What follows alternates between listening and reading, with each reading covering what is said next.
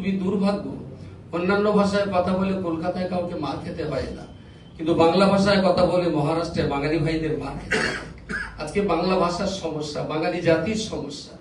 বাংলাটাকে একটা কলঙ্কিত করার জন্য বিভিন্ন উগ্র সাম্প্রদায়িক শক্তি এবং তারা বিভাজন, হিন্দু মুসলমান শিখ ইসাই বিভিন্ন ধর্মের মাঝখানে বিভাজন সৃষ্টি করে যে অস্থির পরিস্থিতি তৈরি করছে।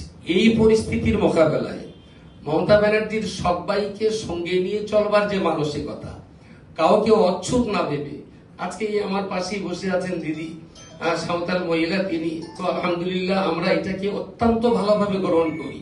আমি বছরে একটা দিন করে একটা মুন্ডা পরিবার নয়, একটা মুন্ডা মহল্লাতেও ওদের আনন্দ দেওয়ার জন্য বছরে একদিন তাদের খাওয়া দিই। এই যে আমাদেরই দেশে কে নিচু কে উঁচু, কে সবচেয়ে বড় কথা হলো এর আমার ভাই, এর আমার বোন, এর আমার দেশের সহনাগরিক। কিন্তু খুবই দুর্ভাগ্য আজকে একই সঙ্গে থেকে একই দেশে বসবাস করে একে অপরকে দূর ভাবা এবং শত্রু ভাবা, জাতি জাতি বিভাজন, ধর্মে ধর্মে বিভাজন, ধর্মীয় অসহিষ্ণুতা, এটা আমার অত্যন্ত কষ্ট দিয়েছে।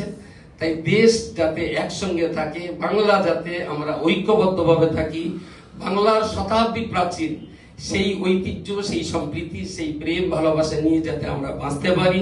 মমতা ব্যানার্জির এই যে লড়াই, বাঙালি জাতির উন্নয়ন শুধু নয়, সেই সঙ্গে সংখ্যালঘু বিভিন্ন সম্প্রদায়ের শিক্ষা, স্বাস্থ্য এবং কবরস্থান বলি বা অন্যান্য আরো বিভিন্ন দিক দিয়ে যে উন্নয়ন তিনি করেছেন, সবচেয়ে বড় কথা সাম্প্রদায়িক শক্তি এবং বিচ্ছিন্নতাবাদী শক্তির মোকাবেলায় মমতা ব্যানার্জির যে লড়াই, আমি সেই লড়াইটাকে স্বাগত জানিয়ে আমার এই জায়গায় আসা।